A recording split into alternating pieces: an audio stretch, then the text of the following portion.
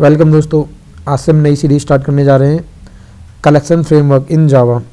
ठीक है, तो इस पूरी सीरीज में आप देखोगे कलेक्शन फ्रेमवर्क क्या होता है, इसको क्यों यूज़ करते हैं हम, और इसके अंदर क्या क्या चीज़ें होती हैं, जो भी डेटा स्ट्रक्चर है जैसे array, link list, cube, D cube, tree, vector. तो ये तो आगे आने वाली वीडियो में आपको समझ आ जाएगा कि ये क्या क्या चीज़ें हैं इसके अंदर। तो पहले चलते हैं इसके इंट्रोडक्शन पे कि इसको क्यों हम यूज़ कर रहे हैं। ठीक है, और इसकी क्या डेफिनेशन है। तो आप डेफिनेशन नॉर्मली ये बोल सकते हो कि collection represent a single unit of object. ठीक है, या बोल दो कि set of building data structure, या ये अपने अंदर क्लासेस और इंटरफेस को कलेक्ट करके रखता है। ठीक है, चलो अभी नहीं समझ आ रहा होगा, कोई नहीं, एक और एग्जांपल मैं देता हूँ आपको, बहुत सिंपल सा। कि जैसे एक एग्जांपल लेके चलते हैं। अगर हम एक एरे बनाते हैं, ठीक है, सपोज करो कि मेरे पास कोई एरे है। ठीक है, एरे हो गया, सब्जेक्ट नाम का कोई एरे हो गया। उसमें हम पहले से ही बता के रखते हैं कि भाई ये जो एरे बनने वाला है इसकी जो लेंथ है, इसकी लेंथ हम पहले से ही बताएंगे कि इसके अंदर भाई आप 10 सब्जेक्ट डाल सकते हो, या 8 डाल सकते हो, या 12 डाल सकते हो। ठीक है, ये क्या हो गया। तो इस तरीके से हम बता देते हैं कि भाई इतने, तो इसने लिमिट बता दी एरे ने कि भाई इतने ही इसके अंदर एरे आ सकते हैं, और वो इसी टाइप के आएंगे। जो भी ऑब्जेक्ट बनेंगे उसमें वो इसी टाइप का बनेगा जो भी इस क्लास में होगा, नेम, आईडी, डिस्क्रिप्शन। लेकिन अगर हमें ऐसे ऑब्जेक्ट की रिक्वायरमेंट पड़ जाए कि जिसके अंदर कुछ भी हो, क्लास वगैरह, और उसका जो साइज़ है वो फिक्स ना हो, मतलब एक एरे मेरे को बनाना है, मतलब मैं आउटपुट चाहता हूँ एक एरे बने, उसके अंदर पहला ऑब्जेक्ट किसी और तरीके का हो, उसमें चाहे आईडी आए, नेम आए, कुछ भी आए। दूसरा ऑब्जेक्ट जो हो एरे के अंदर वो भी अलग हो, उसके अंदर नेम आए, डिस्क्रिप्शन आए, कुछ आए।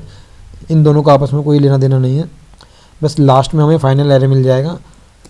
ये हमारा आउटपुट चाहिए। ठीक है, दूसरी चीज़ आती है कि जो हम एरे बनाएंगे इसका हमें कोई आइडिया नहीं है कि भाई इसके अंदर कितनी वैल्यू हो सकती है। जैसे हम इस एरे में हमने पहले से बता दिया कि 12 ही वैल्यू आएंगी, लेकिन इसमें कोई फिक्स नहीं है। ठीक है, तो ये चीज़ें आप इस तरीके से इस तरीके से कर नहीं पाओगे। ठीक है ना, तो इसके लिए हमें क्या करना पड़ेगा, कलेक्शन यूज़ करने पड़ेंगे। तो कलेक्शन के अंदर भी बहुत सारी चीज़ें हैं कि कौन सा कलेक्शन आपको यूज़ करना है। जो कलेक्शन है वो डिवाइड कर रखा है इन्होंने लिस्ट में, क्यूब में, सेट्स में। ठीक है, तो लिस्ट में देखोगे तो आपको मिलेंगे array list, link list, vector. ठीक है, और स्टैक।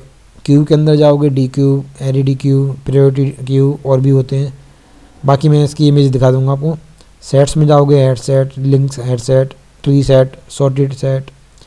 जैसा अगर मैं यहाँ पर लिखता हूँ कलेक्शन इन जावा, तो आपको इसकी इमेज वगैरह दिख जाएगी कहीं पे भी, कोई भी फॉलो कर लो आप।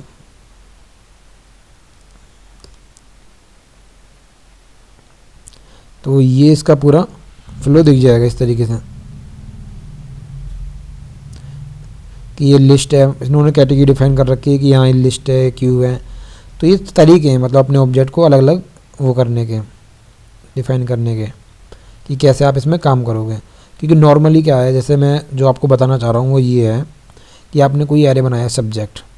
अब इसके अंदर जो सब्जेक्ट के अंदर जो वैल्यू डालोगे 0 इंडेक्स पे, वो ऐसी डालोगे मिलती जुलती जो न्यू सब्जेक्ट से हो। ठीक है, सब्जेक्ट 1। अब मैं चाहता हूँ ये 1 पे कुछ और तरीके का है, यहाँ पर आए जैसे सब्जेक्ट है और मैं बोल दूँ मार्क्स, तो ये क्या करेगा, एरर दे देगा। तो ये तो हो नहीं पाएगी इसके अंदर वैल्यू, उसके लिए हमें कलेक्शन ही यूज़ करना पड़ेगा। अब आते हैं कलेक्शन। इसमें क्या होता है कि ये देखो, ये जो सारी चीज़ें आप देख रहे हो, link list, vector, stack, Q, ये क्या है, डेटा स्ट्रक्चर का पार्ट है। तो इसलिए आप ये बोल सकते हो कि जो हमारा कलेक्शन है वो क्या करता है, डेटा स्ट्रक्चर की फंक्शनलिटी को फॉलो करता है। ठीक है, जबकि नॉर्मल जो एरे हैं उसको कोई मतलब नहीं है, चाहे डेटा स्ट्रक्चर की फॉलो करे ना करे, वो नॉर्मल स्टैंडर्ड है, लेकिन ये पूरा एकदम स्टैंडर्ड तरीके से काम करता है कलेक्शन। ठीक है, तो ये इसकी मतलब ऊपर ऊपर से जो है मैंने आपको मतलब समझा दिया है कि क्या ये है और क्यों इसको यूज़ करने वाले हैं हम। ठीक है, इसके क्या बेनिफिट हैं वो आपको समझ आ गए हैं। इसमें क्या होगा, आप इजीली कोई से भी इंडेक्स की वैल्यू को, जैसे चलो ये एग्जांपल लेके चलते हैं एरे का, कि मैं चाहता हूँ मेरा आउटपुट जो है इस तरीके से, ये एरे है, जैसे एपीआई बनाते हैं हम नॉर्मली। तो एपीआई में क्या होता है भाई, ये ऑब्जेक्ट है हमारा, इस ऑब्जेक्ट के अंदर आईडी आ रही है, नेम आ रही है, और कुछ भी डेटा आ रहा है। ठीक है, अब एक और है मेरे पास एरे, कोई इसके अंदर कुछ अलग ऑब्जेक्ट आ रहे हैं, ठीक है, तो वो हम ईजिली इस तरीके से बना सकते हैं। यहाँ ऑब्जेक्ट है, यहाँ कुछ टेस्ट है, यहाँ कुछ डेमो है, इस तरीके से। और इसमें आपको बहुत सारी चीज़ें दिखेंगी कि आप इजीली सेकंड इंडेक्स की वैल्यू को डिलीट कर सकते हो, या इस वाली वैल्यू को एरे की, सेकंड एरे के किसी ऑब्जेक्ट की वैल्यू को कुछ डिलीट करना है, चेंज करना है, अपेंड करना है। तो ये जो भी है डेटा मैनिपुलेशन वाले काम ईजिली कर सकते हो आप इसके अंदर। वो आने वाली वीडियो में आपको पूरा मैं ढंग से एक्सप्लेन करूँगा, ठीक है। तो इस वीडियो में केवल मोटा मोटा ऊपर से ओवरव्यू था, बाकी हम करते हैं नेक्स्ट वीडियो में। Thank you.